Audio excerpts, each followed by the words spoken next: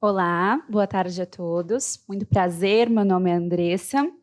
Primeiramente, gostaria de agradecer a todo o Departamento de Nutrição da SOCESP por me receber e por essa incrível missão de falar de anorexia e bulimia nervosa no contexto cardiovascular em 20 minutos.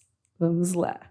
Declaro não ter conflitos de interesse e, para iniciar, é muito importante começarmos brevemente contextualizando um pouquinho sobre os transtornos alimentares, pensando que eles são caracterizados por uma perturbação persistente na alimentação ou no comportamento relacionado à alimentação, que resulta em um consumo ou uma absorção alterada de alimentos, comprometendo significativamente a saúde física e ou funcionamento psicossocial do indivíduo. Lembrando sempre que é uma etiologia multifatorial, então diversos fatores podem estar associados a esse desenvolvimento, então biológicos, psicológicos, socioculturais e ou familiares.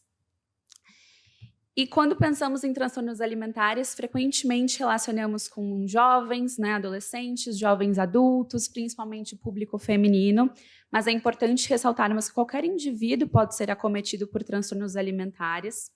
É difícil estimarmos ao certo por ainda termos muitos subdiagnósticos, mas estima-se que aproximadamente 70 milhões de pessoas no mundo sejam acometidas por esses transtornos e na população brasileira aproximadamente 4,7%, lembrando que aí das doenças psiquiátricas são as doenças que nós temos aí maiores riscos de mortalidade. Então, de diferentes transtornos, como disse, me coube falar aí de anorexia e bulimia. E falando brevemente aí sobre anorexia nervosa, é importante ali caracterizarmos, por essa busca incansável por magreza, esse medo mórbido de engordar e uma imagem ali corporal distorcida associada a uma restrição da ingestão alimentar abaixo da necessidade, levando a um peso corporal significativamente baixo. Quando observamos os critérios diagnósticos, temos aí como os 3 principais: a restrição da ingestão calórica, o medo intenso de ganhar peso e essa perturbação no modo como o próprio peso ou a forma corporal são vivenciados, pensando aí nos 2 subtipos, que é o restritivo e a compulsão alimentar purgativa. E já no caso da bulimia nervosa, temos aí um outro padrão, algumas características diferentes que se dão pelo consumo rápido e repetido de grandes quantidades de alimentos, os conhecidos como episódios de compulsão alimentar, seguida por tentativas de compensar esse excesso de alimento a partir de jejum, vômitos induzidos, uso de laxantes e diuréticos.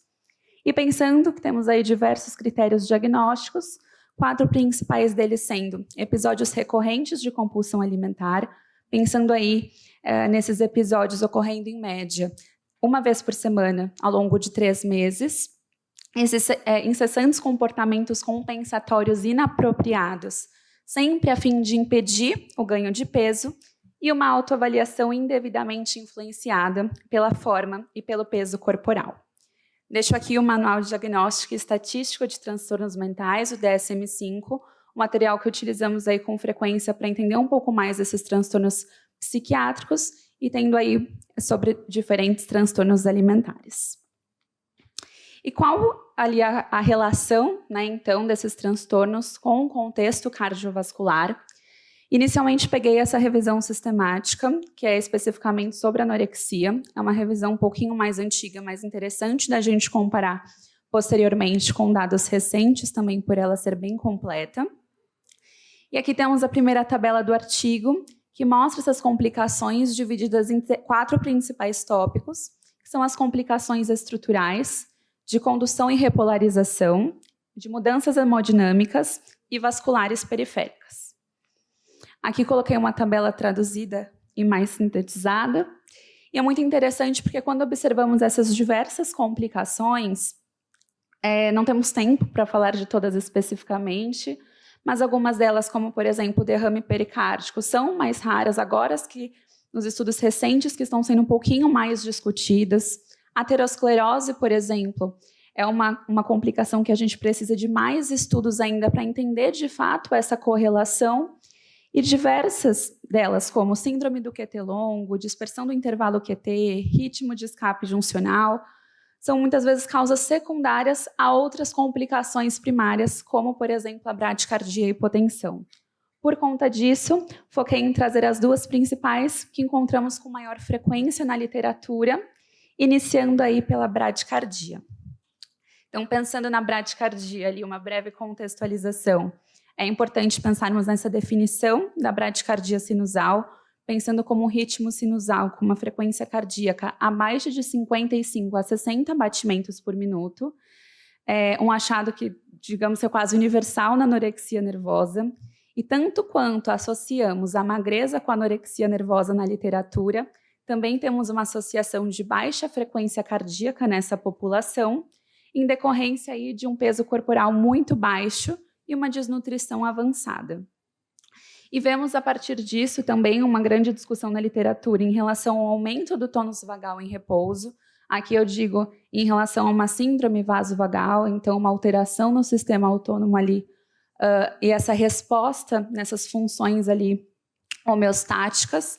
E a teoria que se dá é justamente por uma busca ali do corpo tentar se adaptar e conservar o máximo possível de energia num cenário em que a gente tem uma diminuição significativa da ingestão calórica.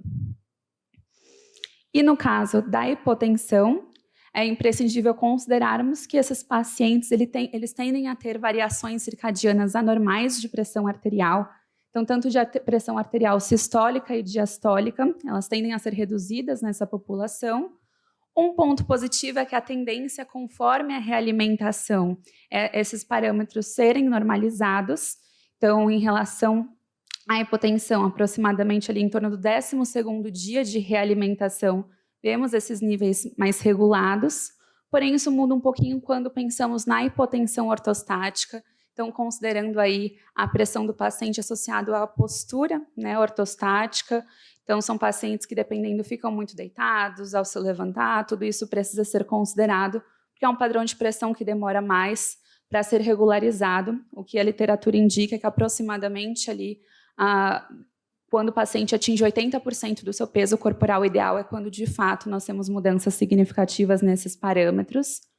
E nós sempre temos que ver o todo, né? Então, como complicações muito frequentes nesse público, normalmente elas não vêm isoladas. Então, muitos pacientes que têm uma alteração ali na bradicardia também têm de hipotensão, principalmente ortostática, e tudo isso pode trazer complicações secundárias.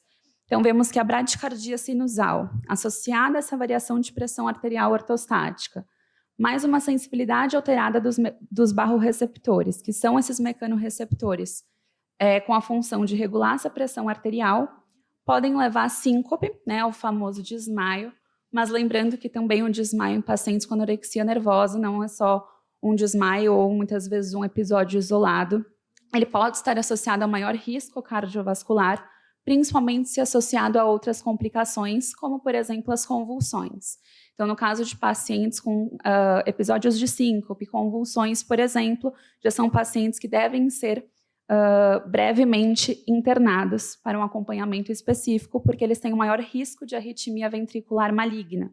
Então, podemos pensar aí, por exemplo, em torsades de Points, falando bem de forma português, que seria ali essa síndrome, né, de atrioventricular polimórfica ou bloqueio atrioventricular de alto grau, pensando aí também numa interrupção parcial ou total desses sinais ali dos átrios para os ventrículos.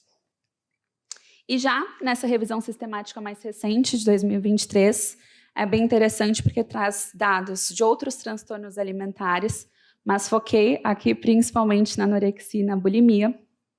Na anorexia, ele corrobora com o encontrado no primeiro artigo, então reforça alterações cardiovasculares muito similares com as que já foram citados, inclusive acrescentam a síncope como uma complicação cardiovascular nesses pacientes. E reforçando mais algumas informações, vemos que, de fato, a anorexia nervosa é o transtorno alimentar que oferece maiores riscos de mortalidade de todas as condições, tanto dos transtornos como psiquiátricas, tá? E vemos na literatura dados de que aproximadamente 87% dos pacientes com anorexia nervosa, em algum momento, estágio da doença, irão desenvolver ali anormalidades cardiovasculares, reforçando a teoria do corpo tentar ali, ao máximo possível, conservar a energia, compensar um menor volume sanguíneo num cenário de desnutrição. Muitas desses sintomas, muitas dessas complicações são assintomáticas, o que requer aí uma chamada de atenção para a importância de um acompanhamento desses pacientes. São assintomáticos e, normalmente, na maioria dos casos, né, são reversíveis conforme a recuperação de peso, mas se esse paciente não está tendo um acompanhamento adequado de uma equipe multidisciplinar, aí eu tenho um risco maior de mortalidade. Então, é muito importante entender o contexto que esse paciente está inserido e o acesso que ele está tendo à saúde, reforçando também a bradicardia e hipotensão, raramente fatais, mas, como disse, dependendo do contexto, pois sabemos que são pacientes que carregam um aumento de risco de morte súbita. Já na bulimia nervosa, a gente tem algumas características diferentes, mas associadas a esses comportamentos compensatórios. Então, esses vômitos induzidos, o uso indevido de laxantes, diuréticos. A diferença em relação à anorexia é que esses pacientes tendem a ter um IMC eutrófico ou sobrepeso. Então, pelo fato de nós não termos a desnutrição, isso faz com que tenhamos algumas complicações a menos nessa comparação, mas não inibe também diversas complicações cardiovasculares, principalmente associadas aos episódios de purgação. Então, os episódios de purgação estão relacionados a maiores arritmias cardíacas, tá? E, de fato, essa relação de restrição e compulsão já trazem por si só um fator de risco para a doença cardiovascular aumentada. Além disso, quando pensamos nesses episódios de compulsão alimentar, não falarei muito porque o Léo vai falar sobre isso, mas a literatura traz dados como uma prevalência de hipercolesterolemia aumentada em mulheres com bulimia nervosa, justamente por, nos episódios de compulsão, tendermos a ter um consumo aumentado de alimentos mais palatáveis, gordurosos, porém não tem uma correlação com essa variação no perfil lipídico. E vemos também dados sobre uma variação de frequência cardíaca, sabendo que é um marcador importante de função autonômica, né, nessa relação simpática e parasimpática ali sobre o coração, e sabemos que um aumento de variação de frequência cardíaca pode estar relacionado com essa dominância autonômica vagal, mas mais que pesquisas são necessárias ainda para, de fato, a gente entender essa correlação associada à bulimia nervosa. E não poderíamos deixar de citar, né, um pouco sobre os distúrbios eletrolíticos, que é um fator tão importante quando falamos desse transtorno. Aí trouxe uma segunda tabela do artigo, então, que mostra essas concentrações de eletrólitos associadas a esses efeitos purgativos. Então, vemos ali alterações desses eletrólitos associados ao uso de diuréticos, laxantes e a indução de vômitos. É importante considerarmos que eles tendem a ser complicações secundárias. Então, sim, estão associadas, né, a alterações cardiovasculares, mas justamente em decorrência desses episódios. Então, depende muito também do quadro específico do paciente. Às vezes, esse paciente vai apenas ter né, abuso de uso de laxantes, ele vai usar laxante também vai induzir vômitos. Então, a gente tem que olhar muito para a individualidade do caso, para entender melhor essas complicações. E um grande exemplo disso é a hipocalemia, que são essas baixas concentrações dos níveis de potássio, estarem associados a um prolongamento do intervalo QT, que leva a um maior risco de arritmias ventriculares fatais. Esses riscos eles tendem a ser diminuídos conforme essa correção dessas deficiências eletrolíticas, mas, mais uma vez, coloco a importância do acompanhamento com o paciente, porque para corrigir isso precisa ser identificado. Tá? E nós temos casos de arritmias ventriculares graves e mortes súbitas na literatura em pacientes que apresentaram vômitos autoinduzidos graves. E, por fim, em relação à bulimia, o uso de IPECA. Para quem não conhece, o IPECA é um medicamento ali derivado de uma planta chamada Ipecacuanha, utilizada ali para induzir vômitos. É uma planta que...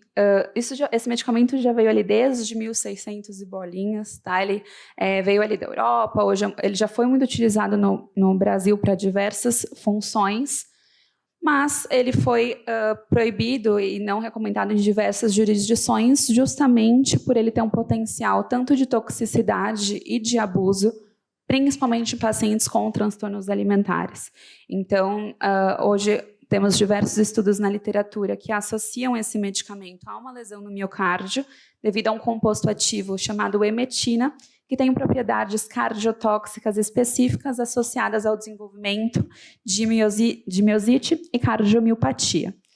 Lembrando que, ainda que muitas vezes não seja recomendado, o paciente pode encontrar através de vários meios, e sempre quando pensamos em bulimia nervosa, temos que pensar na etiologia. Então, como eu disse, são pacientes que utilizam, às vezes, medicamentos para indução de vômitos, laxantes, diuréticos. Então, essas complicações muitas vezes estão correlacionadas e nem sempre o paciente vai contar, né? Então, a gente tem que entender que o paciente traz uma questão muito pessoal, que a gente precisa se aproximar desse paciente para entender melhor. E como considerações finais, lembre que os transtornos alimentares são cada vez mais comuns fontes de morbidade em adolescentes e jovens adultos, com grandes complicações médicas, principalmente associadas a causas cardiovasculares, tendo aí, principalmente, essas complicações associadas a um estado de perda de peso e desnutrição, sendo o principal tratamento a reabilitação nutricional. Então, enfatizamos a importância e o papel do nutricionista no tratamento, porque, de fato, a gente vai pensar aí avaliar esse risco nutricional, nessas complicações clínicas, recuperar esse peso de forma saudável, mas, além disso, trabalhar a reeducação alimentar e pensar na relação do paciente com a comida. Então, é muito importante isso, levando a um olhar individual ao paciente. Não é porque eu tenho 2 pacientes com o mesmo diagnóstico que eles lidam com a doença da mesma forma. Eu preciso entender o sofrimento psíquico desse paciente, o que para mim, às vezes, é só um alimento, para esse paciente não é. Tem um peso muito maior, então trazer isso com muita cautela, com muito acolhimento, lembrando que a maioria dos tratamentos é um processo muito lento, mas muito importante, porque ali eu estou falando de uma vida, né? E sendo um transtorno psiquiátrico, uma equipe multidisciplinar é fundamental. Então, nós somos muito importantes, mas nós não trabalhamos sozinhos, tá? E para finalizar, deixo esse material da Academy for Eating Disorders, de 9 verdades sobre transtornos alimentares. Então, só lembrando que muitas pessoas com transtornos alimentares parecem saudáveis, embora possam estar gravemente doentes. A culpa não é das famílias, e essas podem ser importantes aliadas ao tratamento. Um diagnóstico de transtorno alimentar é uma crise de saúde que perturba o funcionamento pessoal e familiar, e não são escolhas, ninguém escolhe ter transtorno alimentar, mas sim são doenças sérias com influência biológica. Como disse anteriormente, qualquer indivíduo pode ser acometido por um transtorno alimentar, que tem um risco aumentado de suicídio e complicações clínicas, sendo os genes e o ambiente desempenhando um papel muito importante nesse desenvolvimento, mas os genes por si só não predizem quem desenvolve transtorno alimentar. E a recuperação total dos transtornos é possível, mas a detecção e o tratamento precoce são importantes e fundamentais. Por hoje é isso e muito obrigada.